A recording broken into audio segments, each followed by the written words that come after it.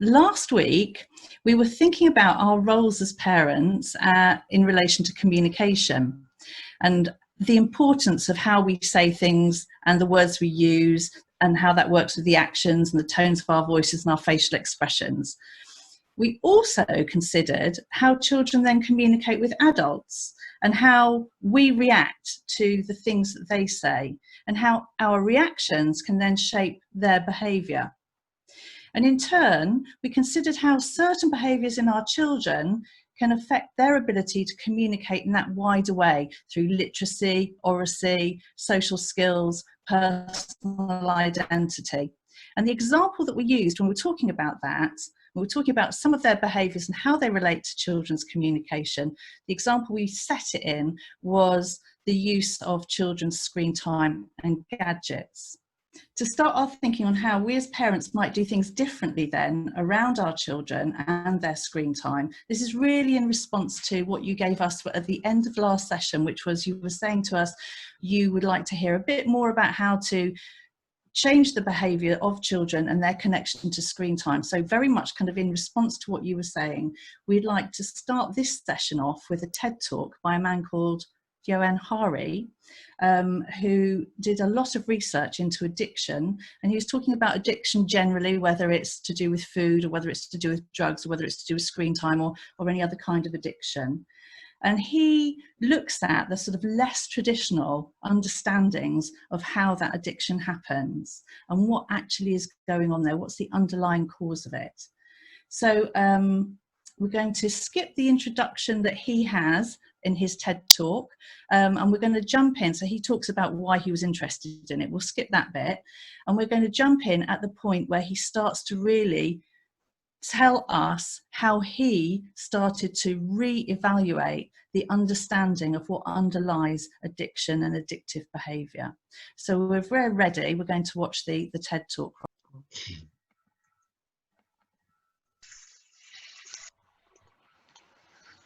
Wow, that is really, for me anyway, a very powerful TED talk. And I think he raises some really interesting thoughts and some great facts and possible solutions for those not only who are addicted, but also for other ways of understanding some of those underlying causes.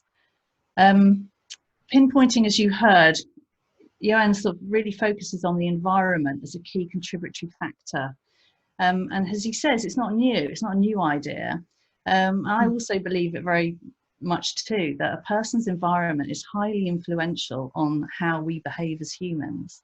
And in fact, as Hari suggests, there are endless studies, social studies, psychological experiments, all sorts of research has gone into looking at the way the environment of shopping, living, schooling, our penal system, our social structure.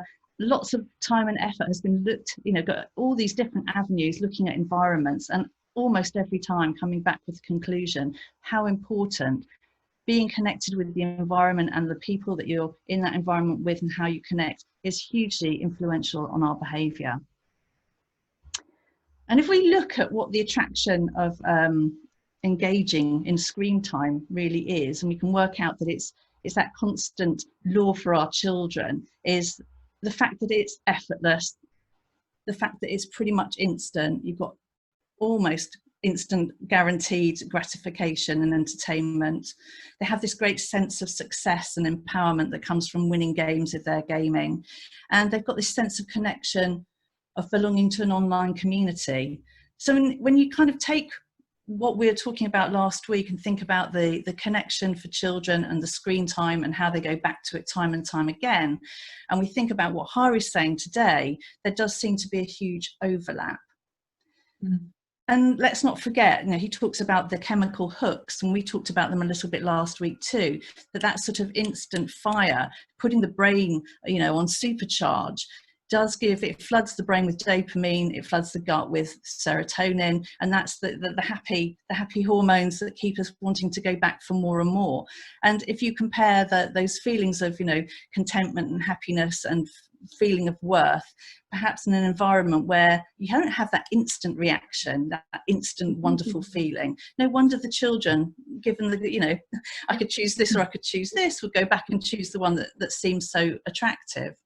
So I think the question that sits with us as parents is, how can we help to tackle that challenge that our children have, for that desire for the instant gratification, coupled with the minimum effort and minimum output? And what can we do in terms of our own environments, where we live, where we take them to school, how we play, how we divide the day up? What can we do with those environments that might foster a distraction for our children so that they can make a better choice? And I'm not going to answer that. I'd like you to split into some groups and actually just think about that very question. That we need to teach them from the early age that the importance of balance as well. We need to teach them that to see that the social media doesn't necessarily reflect real life. We need to teach them that they are struggling with the pressure of growing up. They need to look to a person and not to the device. And we lead, as you said and mentioned as well, Vanya, that we need to lead by example. I know how easy for us is to get when we come home and we are very tired, collapse on the sofa and scroll away of the hours of the social media in silence. In this way, we teach them that the real world, the relationship, are secondary to your online activities. So yes, that's what you kind of wrapped it up. And I want to add something as well, that when we see our children that depend on the phone and to each on their pocket to see about to see our likes of Instagram and Facebook, that becomes a problem. That is the time that the bell has to ring, and that is the time where we have to shut out action. So yes, we discussed as well about that. Is that a solution to take them the phone away? No, it's not, because I mean, if we ask any parents, they will do that. They will do anything that to do what we told them not to do. So that is not the answer as well. Taking them away from social media, that is not the answer as well. Because even when the social media is doing in a moderate way, that can benefit our children, even to connect with the distant friends, so we can help them with their friends and connection as well. Okay, well, I think that's really got our heads spinning, and we are definitely thinking then about that kind of how much as parents we can't influence what's going on and the behaviour of children. So we're going to move on just to our next topic. So following communication and how we're doing, how we're communicating through all sorts of body language as well as, words and so forth. Let's think about the routines, the kind of actions that happen on the back of it. So, well, obviously there's lots of actions that happen on the back of it, but one key way that we can structure the way we parent is through routines. And so they play a really important part in our daily lives. And I'm going to pass over to Teuta now to kick us off, thinking about kind of what routines are. Okay. Thank you, Nicola. Hi, everyone. Thank you for coming and joining us this afternoon. It's very pleasure for all of us. Actually, I appreciate that you've given up your the most valuable asset, your time. You could have been anywhere, cooking your delicious food, watching your favorite movie, or even being in the sun. But being in the sun. But you chose to be here, and for that, we thank you all and welcome you all. I would like to thank Nicola as well that we work in this project. I would like to thank the organizers of this event, Margaret and Robin, who is working so hard to keep this event going and be attentive to every little details that this course is presented in the best possible way that for all of you. Today, we're going to talk about the routines, why we need them, how to create them, and how to change them. I would like to say that, have you ever been in a situation where you and your family have to go somewhere and to be at a certain time, and you are nowhere or or to be seen. You think, what's going on? Is this supposed to be fun and enjoyable day? Instead, you even observing meltdowns, you even haven't left your house. You didn't realize at that moment, but later on they realize that all he has to do about structure and plan. Today, we're going to dig deep into the solution to prevent this kind of situation, and instead to be connected with your child and have a good time. The question is, should kids need routines? Should kids have clear consistency, or is better to let them and take the lead? So what is routine? First of all, routine are regular and repeated action. If we look at child's point of view, it helps our children in many ways to develop a sense of security, a sense of order, sense of knowing what's coming next, the sense of confidence, sense of predictability, sense of feeling in control. And all of these are good for our children to feel good about themselves. Routines have not only emotional, mental benefits, but also they have health benefits.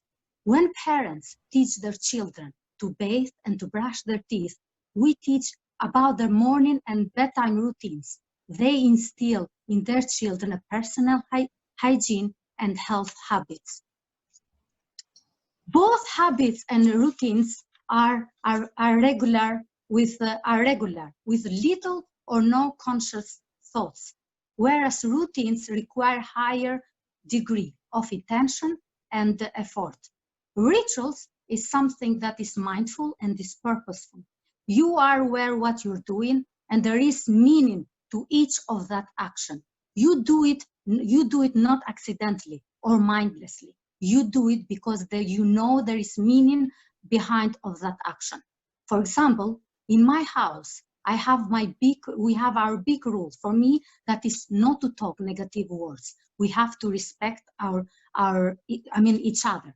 And then they know, everyone knows about those rules, and they know how we live as well. We adults, we need for ourselves as well. We need our routines. We want to know what's going to happen next, how our day is going to look like. When we have our morning, for example, when we think about first thing, we don't know what to expect. That is not a good feeling, and it's exactly the same. But we adults, we are good at controlling those bad feelings, whereas children don't control. They don't know that. We are in control to help them to establish that. So instead, they come with meltdowns, with tantrums, and without control. So when children have routine, it helps the child in many ways. It develops the sense of confidence, the sense of predictability, the sense of feeling in control. And those are good for a child to feel good about themselves. It makes them to feel that the world is a safe place to thrive in that environment.